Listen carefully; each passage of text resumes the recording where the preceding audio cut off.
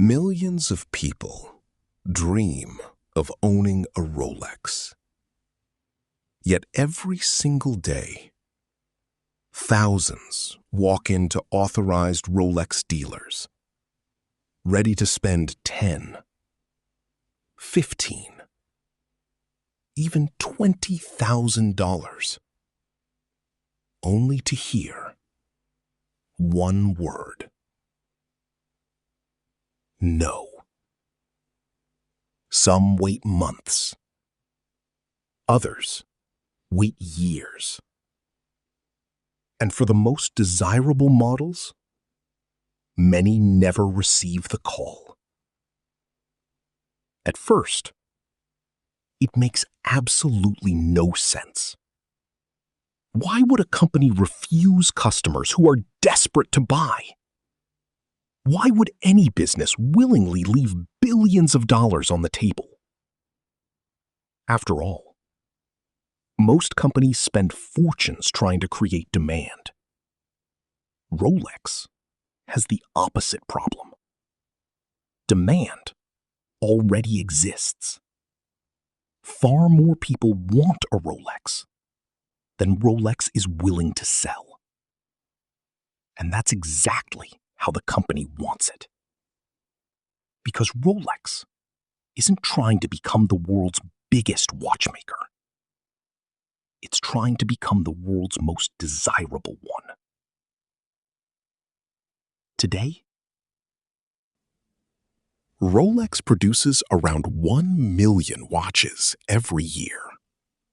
That sounds like an enormous number, until you realize demand still far exceeds supply for many of its most sought-after models. Walk into an authorized dealer, and chances are the watch you actually want won't be available. Instead, you'll be offered a place on a waiting list, one that could last months or even years. Meanwhile, the exact same watch might already be selling on the second-hand market for thousands of dollars above its official retail price. Imagine buying a brand new car, driving it for 3 years, and then selling it for more than you originally paid. It sounds impossible. Yet with certain Rolex models, that's exactly what happens. So, is Rolex simply making better watches? Or has the company discovered something far more powerful? A business strategy that transforms ordinary products into objects people are willing to wait years to own? To answer that question, we have to travel back more than a century to a young entrepreneur who believed the future of time would no longer live in your pocket, but on your wrist. And that belief would change the watch industry forever. In 1905, wristwatches had a problem. Almost nobody took them seriously. They were seen as small, fragile, and far less accurate than traditional pocket watches. If you were a businessman, a military officer, or anyone who wanted to be taken seriously, you carried your watch in your pocket, not on your wrist. But one young entrepreneur saw the future differently. His name was Hans Wilsdorf. At just 24 years old, Wilsdorf believed something almost nobody else believed: that one day, people around the world would wear their watches instead of carrying them. It sounded ridiculous. The technology simply wasn't there. Small watches weren't accurate enough. They weren't reliable enough.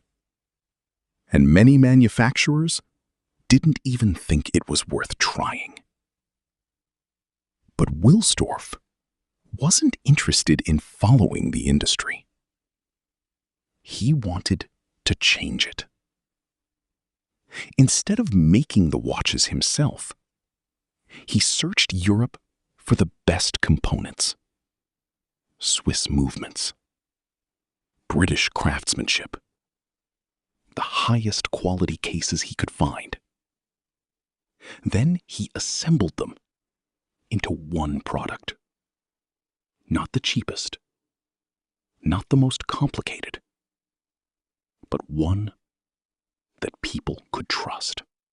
In 1908, he registered a new name, a name that was short, easy to pronounce, in almost every language, a name that looked elegant on a watch dial. Rolex. Nobody knows exactly where the name came from. Wilsdorf never gave a definitive explanation. Some believe it was chosen simply because it sounded clean, modern, and luxurious. Whatever the reason, it would become one of the most recognizable names on Earth. But having a great name wasn't enough. Wilsdorf still faced a much bigger challenge. How do you convince the world that a wristwatch can be trusted? The answer would change the watch industry forever. A great brand needs one thing above all else: proof. Hans Wilsdorf knew that people would never trust a wristwatch unless they saw it survive the impossible. So in 1926, Rolex introduced something the watch industry had never seen before: the Rolex Oyster, the world's first commercially successful waterproof wristwatch. Its case was completely sealed, protecting the delicate movement from water, dust, and dirt. It was a remarkable engineering achievement. But Wilsdorf understood something even more important. A breakthrough means nothing if nobody believes it.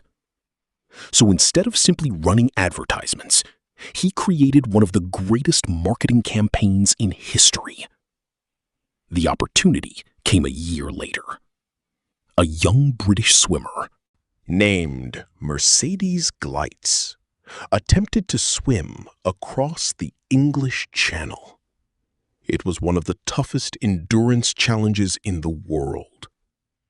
The water was freezing. The journey lasted more than 10 hours.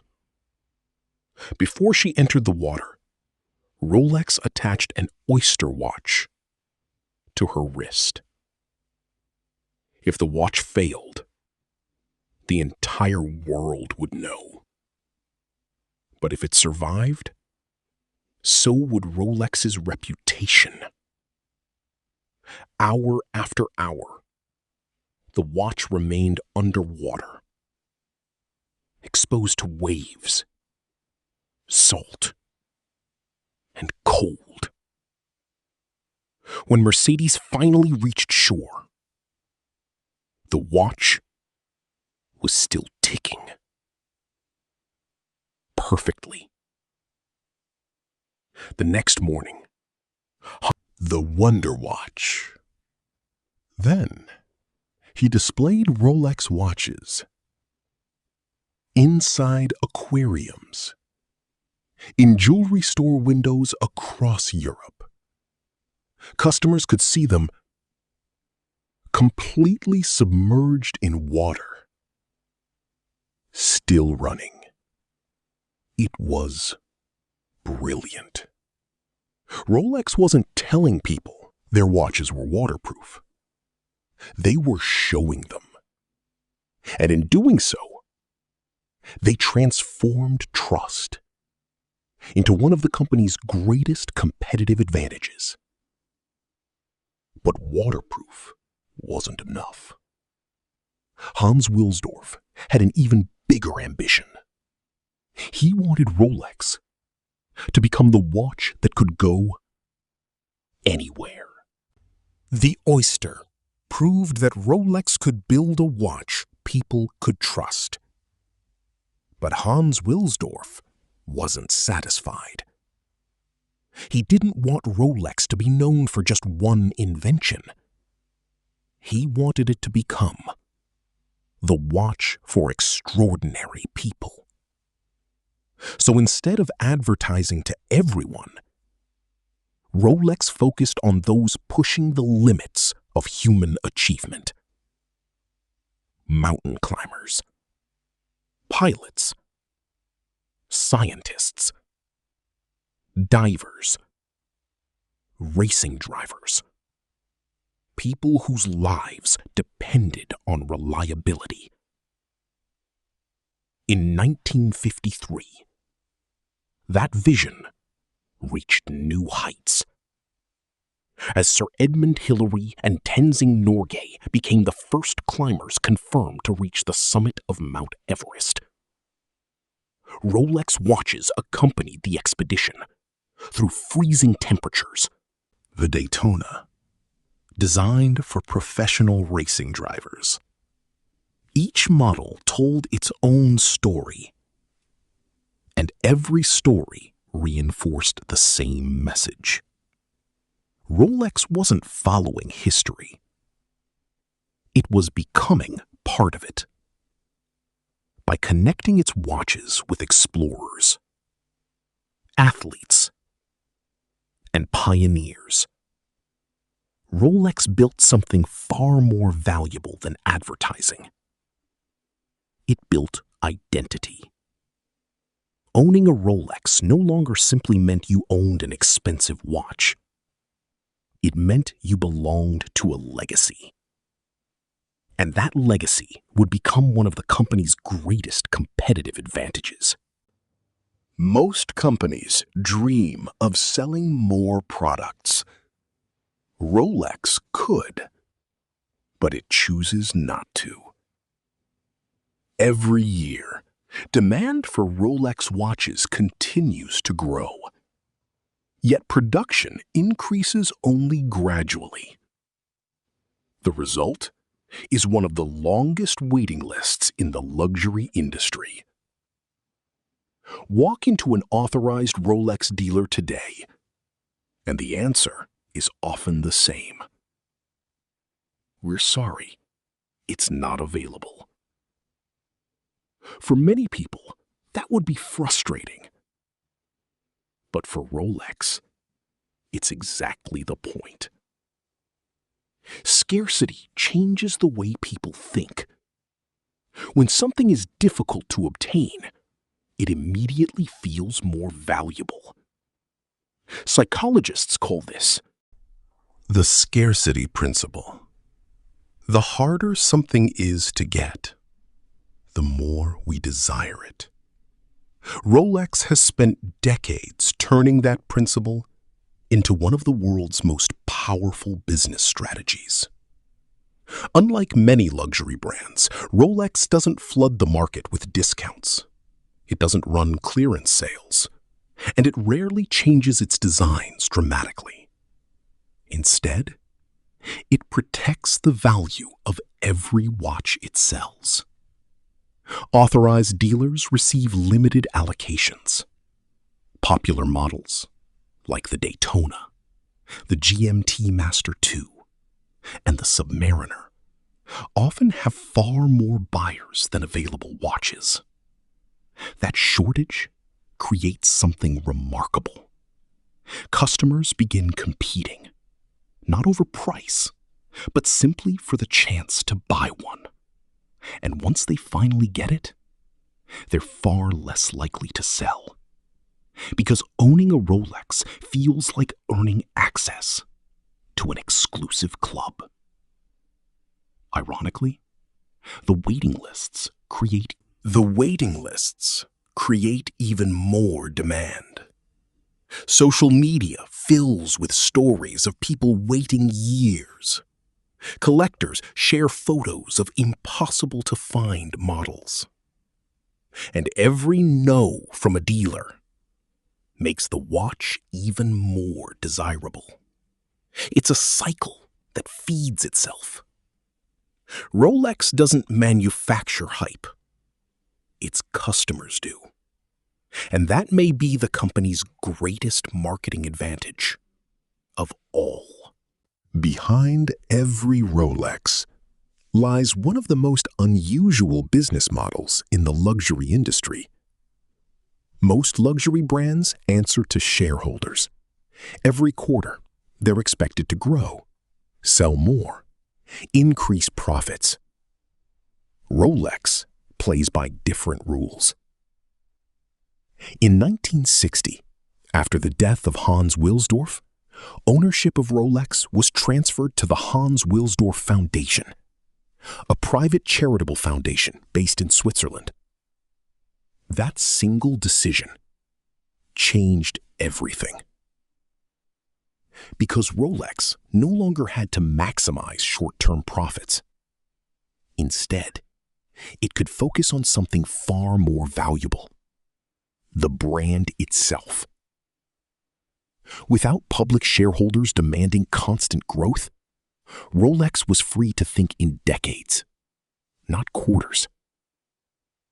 It invested heavily in manufacturing, buying suppliers, developing its own movements, producing cases, bracelets, dials, and even its own gold. Today, Rolex controls almost every step of production, a level of vertical integration few competitors can match. That control allows Rolex to maintain extraordinary quality while protecting one of the most valuable names in luxury. The company also spends billions building new manufacturing facilities, improving technology, and training future watchmakers. Not because investors demand faster growth, but because Rolex believes excellence requires patience. The result is a company that sells around 1 million watches each year, yet generates billions of dollars in annual revenue. Without celebrity-driven marketing, without seasonal discounts, and without chasing every new trend. Instead, Rolex lets its products, its reputation, and its history do the talking. It's proof that sometimes the strongest business is the one that refuses to play everyone else's game. For most products, the moment you buy them, they begin losing value. A new car, a smartphone, even many luxury watches. But Rolex often follows a different path. Some of its most sought-after models can sell on the secondary market for more than their original retail price. Not because Rolex promises they'll become investments, and not because every Rolex increases in value, but because demand continues to exceed supply. Think of to tell the time. After all, your phone does that better. People buy a Rolex because of what it represents. It's one of the few products in the world where the story can be just as valuable as the product itself. And perhaps that's the biggest lesson of all. Rolex didn't become the world's most desirable watch by making the most watches. It became the world's most desirable watch by making people believe that owning one meant something.